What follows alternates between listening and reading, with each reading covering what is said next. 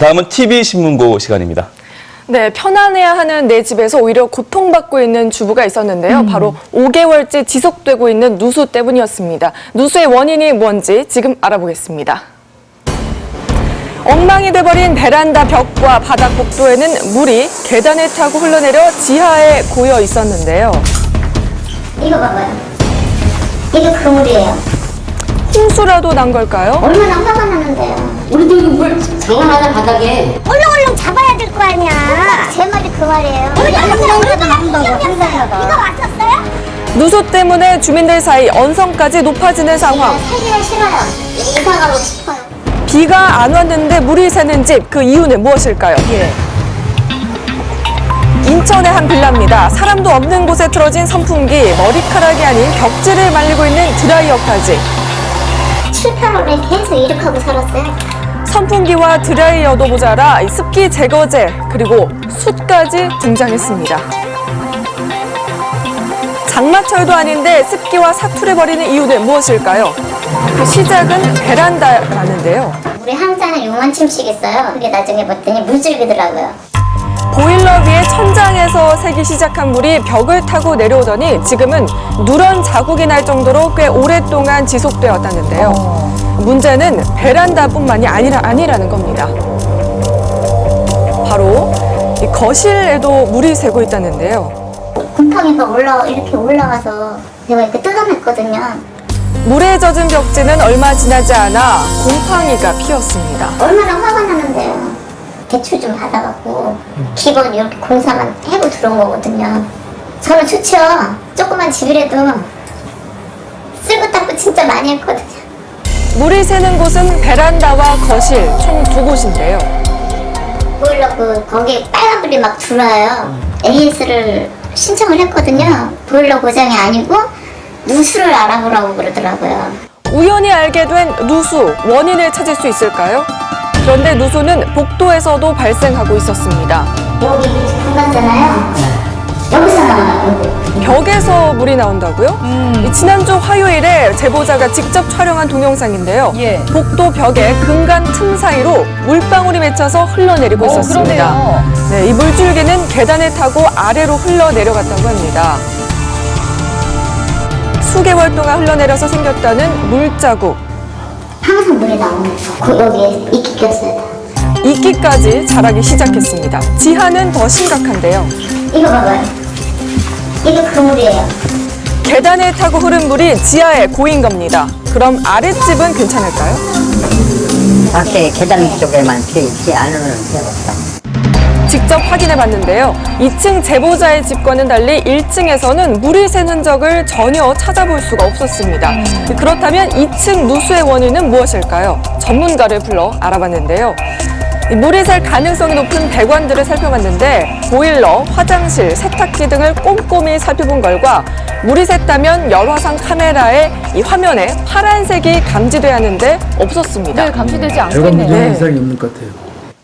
혹시 상수도 배관의 문제는 아닐까 수도 사업소를 찾았는데요. 비슷비슷하죠. 요금에서 큰 차이가 없어서 또 상수도가 문제는 또 아니었습니다. 현재 이 집에서 문제는 아니에요.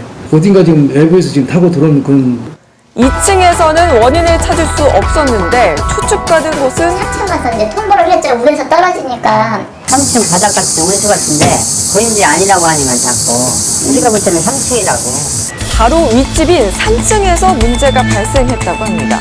가스통 같은 거 갖고 와서 그걸로 뭐 전문적으로 해서 아저씨 안 불러도 된다고. 그래서 이렇게 새?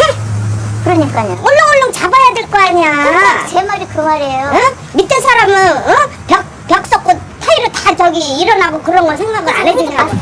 3층 세입자를 만났습니다. 그의 얘기는 조금 우리도 달랐는데요. 물 장난하냐 바닥에 물이 이렇게 새. 이쪽에요.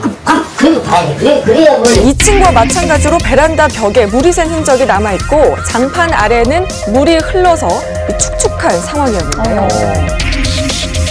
건물이 오래돼가 보니 그렇게 생각했지. 그리고 또 우리는 밑에 집보다 정도가 그렇게 심하진 않아요. 막 밑에 그 찌꺼기에서 냄새 나서 저도 문 닫아놓고 다가 3층에선 누수의 원인을 찾을 수 있을지 전문가를 불러 확인해 봤습니다. 1층의 추측대로 온수배관의 문제일까요? 온수배관에 물을 빼고 거기에 가스를 주입해서 배관에 구멍이 났는지 확인하는 검사를 진행했는데요. 배관에 구멍이 났다면 수치가 떨어진다고 합니다. 수치가 전혀 지금 변동이 없습니다. 온수배관에는 전혀 문제가 없습니다. 변함이 없는 수치, 온수배관은 이상이 없었습니다. 지난 7월 방송에서는 세탁기 호스가 제대로 연결되지 않아서 누수가 의심되는 사례를 만나봤었는데요. 예. 네. 혹시 3층 세탁기 호스 때문에 누수가 발생한 건 아니었을까요? 세탁기는 이상 없이 잘 있어요. 추가로 더 살펴봤지만 3층에서는 누수의 원인을 찾지 못했습니다. 외부에서 물이 스며들어가지고 지금 지하까지 흘러내린 상황인 것 같습니다. 2층도 3층도 아니라면 대체 어디서 발생한 걸까요? 4층도 제가 통화를 했었거든요. 검사를 했는데 자기는 아니다 이렇게 나왔는데 누수의 원인은 집 안이 아니라 밖에 있을 수도 있는 상황입니다. 물이 새 흔적을 따라가 봤는데 도착한 곳은 바로 옥상. 물 자국부터 심상치가 않습니다. 지하보다 더 많은 양의 물이 고여 하면 있었는데요. 배수가 바로 되는데 이 지금 PVC 배관 이게 턱이 져 있어가지고 물이 내가지도 않아요 빨리. 지면보다 높게 설치된 배수구, 물이 빠질 리가 당연히 없겠죠.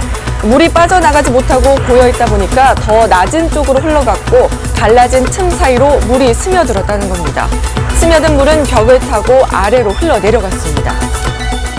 지금 아주머니가 지금 하는 제일로 지금 급한 것이 여기부터 방수 처리해야 돼요. 세면물이 세면이 다 빠졌잖아요. 모래만 있어요 모래만.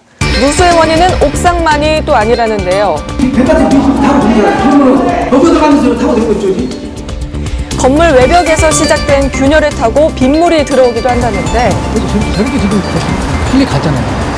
균열도 한두 군데가 아니었습니다. 20년 가까이 된 낡은 건물이어서 곳곳에서 갈라지고 벌어진 균열, 이 사이로 물이 셀 수가 있다는 겁니다.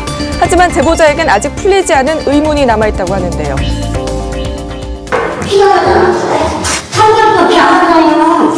그렇죠. 오랫동안 비가 오지 않았는데 누수가 있을 수 옥상에 있을까요? 방수가 지금 안 된 상태에서 그 물을 먹고 그것이 이제 아래층으로 떨어진 시간이 굉장히 시간이 많이 걸려서 아마 그런 상황이 벌어질 것 같습니다. 그렇다면 4층을 건너뛰고 2층과 3층에만 피해를 준 이유는 뭘까요? 바로 밑에 층으로도 떨어질 수 있지만은 낮은 쪽에 있으면 낮은 쪽으로 벽을 타고 쭉 내려간단 말입니다. 맨 아래층만 또 피해 볼 수도 있어요. 보이지 않는 물길은 예측하기가 쉽지 않다는데요. 하지만 더 아래로 향하는 균열을 타고 물이 흘러내렸다는 겁니다. 근데 그동안에 왜 이걸 이렇게 얘기 않고 혼자 우리 둘이만 이게 마음 쓰고 마음 앓고 이렇게 있었냐 이 말이지. 또다시 비가 오기 전에 보수 작업을 해야 하는데 비용은 어느 정도일까요? 실리콘 작업하고 이러면 한 200만 원 나오죠. 면적에 따라 부분 보수 비용은 약 200만 원, 전체 방수 작업은 약 700만 원. 제보자의 집 역시 한시라도 빨리 보수 공사를 해야 한다는데요. 누수가 있는 곳에 콘센트가 노출돼 있어 화재 위험이 도사리고 있기 때문입니다. 했으니까 집주인들을 전화 통화를 하든가 만나봤으면 좋겠어요. 그래서 이 사태를 고쳐야지 우리 집뿐만이 아니라 자기네 집도 이제 바깥에 피해를 보는데. 공용 부분의 누수로 인한 피해, 비용은 어떻게 해야 만약 될까요? 누수의 원인이 공용 부분에 있다면 각 세대가 대지 지분 비율에 따라서 수리 비용을 부담하는 것이 타당합니다. 하루빨리 문제가 해결되길 바랍니다. 직접 확인을 해보니까 사는데도 지장이 많을 것 같아요. 그렇죠. 근데 이 누수를 발견한 지가 5개월 가까이 되는데 이 늦어지게 된, 원인을 찾는데 늦어지게 된 이유는 뭔가요? 네, 아무래도 감정 문제 때문인데요. 예. 2층을 제외한 3, 4층에는 세입자가 살고 있어서 집주인과 합의를 봐야 되는데 이 집주인이 아무래도 멀리 살고 있기 때문에 합의를 보기가 어려웠고 2층 제보자가 또 제보 원인을 파악하기 위해서 수시로 요구를 했다고 합니다. 그러다 보니까 감정이 상했고 그래서 합의가 이루어지지 못한 것 같습니다. 네. 다 같이 적극적인 협조가 있었어야 되는데 참 안타까웠는데 보니까 이 누수의 원인이 옥상에 있었어요. 이럴 때는 누가 책임을 져야 하는지 좀 막막하더라고요. 원칙적으로 집주인들이 사실은 합의해서 이것을 수리를 보상을 해야 되는데 예를 들면 내 집에 하자가 있다고 한다면 이 하자에 대한 문제를 해결하는 건 집 소유자가 해결을 해야 됩니다. 우리가 민법의 매도인의 하자 담보 책임이라고 해서 이것을 그냥 수리 없이 팔았다. 그러면 매수인은 6개월 이내에 이에 대한 하자 보수나 손해배상을 청구할 수 있거든요. 어찌됐든 집주인들도 이걸 수리해야 또 집 팔 때도 잘 팔 수 있을 있을 것이고 그렇죠. 세입자하고도 분쟁을 종결시킬 수 있기 때문에 이 부분은 원만하게 그 수리 보상에 대해서 어떻게 배분별로 해가지고 이것을 보수할까 논의를 해서 보수를 하시는 게 맞습니다. 예, 네. 그렇군요. 자, 생방송 오늘 아침 지금 함께하고 계신 시각은요. 8시 55분 25초 지나고 있습니다. 다음 소식 알아볼게요.